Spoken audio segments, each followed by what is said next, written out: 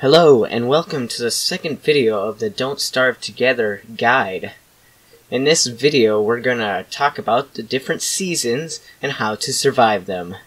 Let's get on going. So the first season that most players start in is autumn. Autumn lasts around 20 days, and majority of autumn the nights are very short. So that means you don't have to have that many supplies to survive in the darkness. Also during autumn you don't have to worry about freezing or overheating. Plants grow at a normal rate, so you don't have to worry about not having enough food. And when you're hunting, you might find a koalefant, and you can only find red koalefants.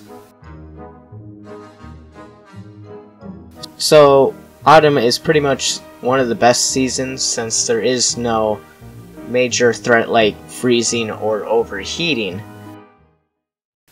Once you hear the wind howling and your screen has a blue tint, you'll know it is winter. Winter lasts for 16 days, and the major threat here is freezing. You can build a thermal measure to show how cold it is outside, or you can install a mod that shows you how warm you are. You'll notice once you reach 5 degrees, you'll have icicles forming around your screen, which means you better get to a warm spot quickly. Once you see your temperature drop below 0, then you'll start taking damage, and you better get to a fire quickly. So having extra wood in your inventory is not a bad idea. Also during winter you may notice that redbirds, oh hello pangolins, but redbirds are now bluebirds, so actually the only type of bird that you'll see is probably a snowbird. I don't mean bluebird anymore, besides those guys. You'll also happen to notice that there's new pangolins that just hopped out of the ocean. They're in a huge flock, and if you punch one, come on, the whole herd will go after you, just like beefalo. And now when you go on hunts, you'll notice that there's a new type of koalefant, the winter koalefant it is. This type of koalefant, when you kill it and you get its trunk, the trunk can be made into a warm, puffy vest to keep you nice and warm during winter, which is really helpful. During hound waves, you'll see that there's a blue hound this time. When you kill it, it'll freeze any nearby mobs, including you. So keep note of that. Also, blue hounds have a chance of dropping a blue gem, which is really nice. Sometimes while you're wandering through, you may stumble across a walrus camp.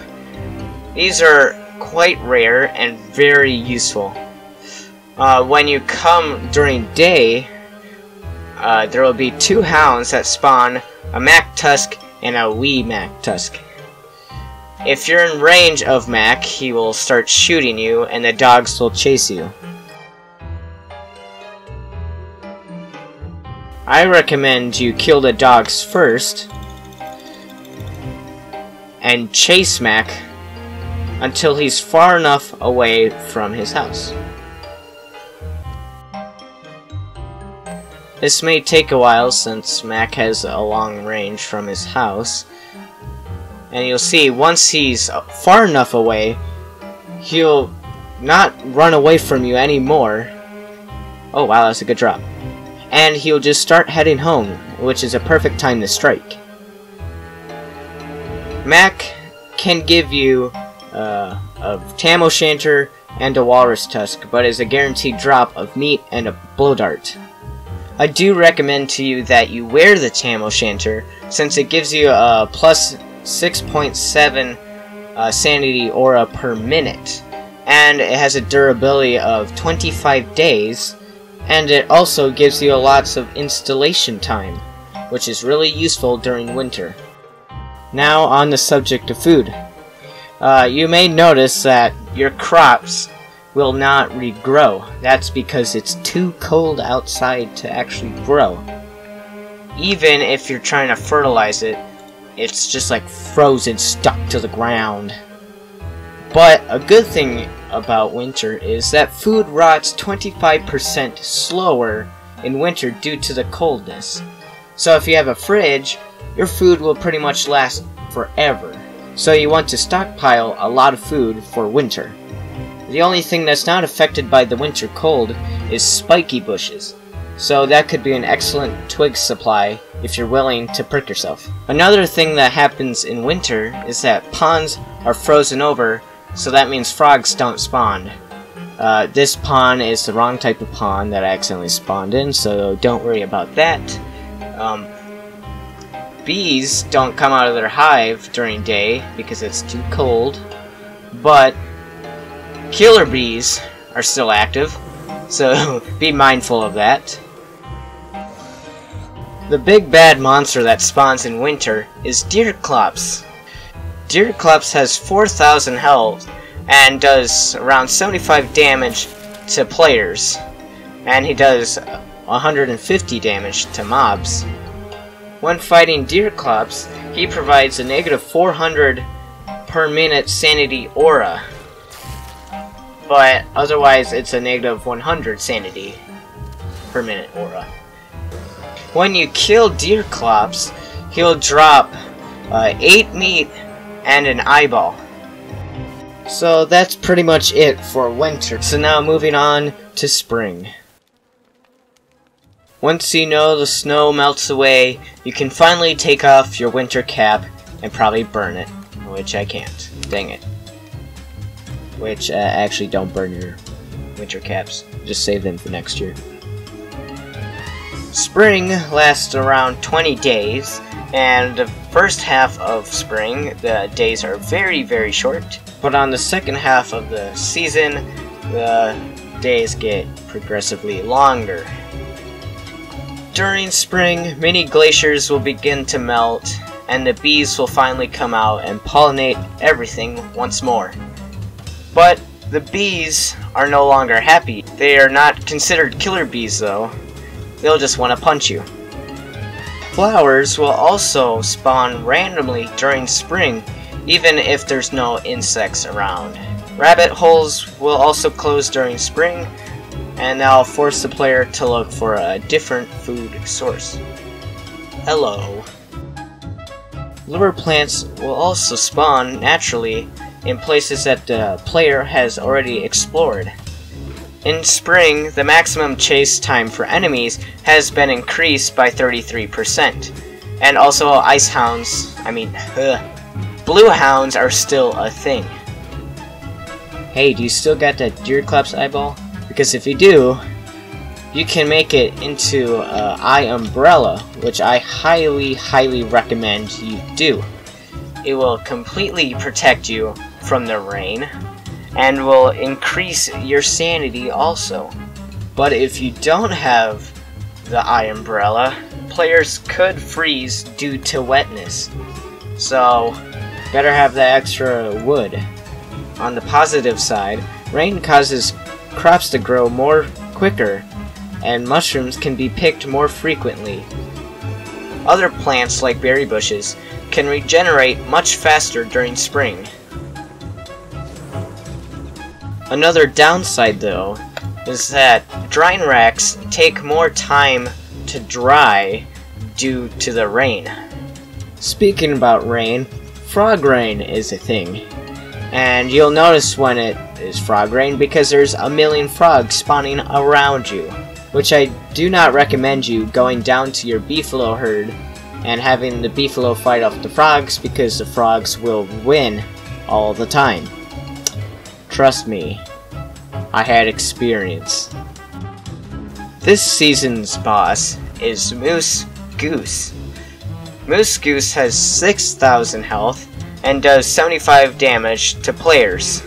Moose Goose is considered one of the easier bosses to fight because you can kite it a lot easier. Also, when she honks, you'll lose your weapon, but you can actually catch it mid-air if you press spacebar.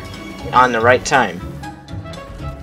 I just suck apparently to fight anything. When you kill Moose Goose, she will drop 6 meat, 2 drumsticks, and 3 to 5 down feathers, and a little figure sketch. So that's pretty much it for spring. Now on to summer. Once you reach summer, you'll notice your screen has a slightly reddish tint to it. Summer lasts around 16 days, and you'll notice your temperature is starting to rise. If your temperature gets too high, you'll start to overheat and you'll take some damage. To prevent overheating, you'll need to build an endothermic fire pit, or fire, to cool you down. You may notice plants may start to wilt, and food will spoil 25% faster, unlike winter. During summer, anything on your screen has a chance to light on fire. This is due to wildfires, because there's like barely any water, and anything can basically light on fire.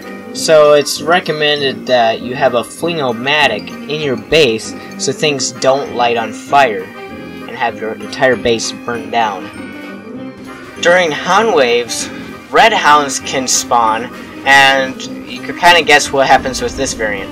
When you kill it, nearby things will light into fire. So whatever you do, don't kill it in your base, unless you want your base to be on fire. Unless if you have a fling-o-matic to put it out. For example, when you build a fling-o-matic, you'll just put out any nearby things that is on fire. Also, when you have crops inside the fling-o-matic range, they will extinguish the crops and not let the crops wilt. Some things to keep you cool during overheating is that eye umbrella that you have from earlier, but if you lost that, you can wear a summer fleece or a floral shirt, even though that doesn't help you as much as the eye umbrella. Another way to keep you cool during summer is to put your thermal stones in an ice box and it'll cool you down. But if you absolutely despise overheating, I recommend you crack one of these open and just start camping down there for the entire summer. When you're down in the cave, you can no longer overheat due to the immense heat coming from the surface, but you'll still be kind of warm. When the antlion's tantrum timer runs to 0, she will have these sinkholes spawn where you are currently standing. When these sinkholes happen, it'll destroy any buildings it's underneath or any mobs that are there. And now that your walking is slowed, it's going to stay there for a while. When you go to your desert, you'll notice that there has been a sandstorm happening. The sandstorm will continue throughout the entire summer. You'll notice it slows down you, and your vision is greatly decreased, unless if you go inside the oasis biome. Here you'll see, oh dear. Here you'll see a lake that is finally filled, and this lake is very useful. When you fish out of this lake, you can get blueprints that can help you make some goggles that'll help counter against the sandstorm. Once you make fashion goggles, you make those fashion goggles into desert goggles. Here you'll see the sandstorm does not affect you, and that you can see. During the season, you'll see the antlion has appeared in the desert biome too. This is the boss of summer. You'll notice that the antlion will not attack you at first. With the antlion, you can appease her with trinkets that you find, and then she can spit out different things. When you give her trinkets, her rage meter increases so that she won't have another tantrum in a while. When you give her a certain trinket, she'll give you the blueprints to the lazy deserter. which this trinket is called the beach toy. So let's say you want to fight her. Well, you'll notice that you can't hit Antlion normally. To do this, you have to have a thermal stone either cooled or burning, I guess, warmed up, yeah, that's the right word, and you give it to her. She'll either freeze or light on fire, and this is how you start the battle. You'll notice that there is arena, and that she will summon little spikes where the player is standing. So the strategy here is to always be walking in a circle and watching your step. But since I have God mode on, she can't hurt me. Another thing you can do is having a fire staff. You can light these pillars on fire and it'll turn into nice little ornaments you can carry around. You can also light these pillars on fire and do the exact same thing, but they will break if more things are on top. The Antlion has 6,000 health, does 50, 75, and 100 damage to players, and she has a negative 40 per minute sanity aura.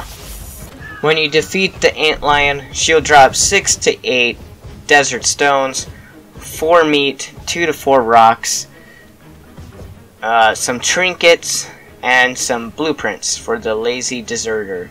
Now that's pretty much it for summer. Now on to the second autumn. Finally, autumn rolls around once more. This is your time to relax, as horrible summer is now over.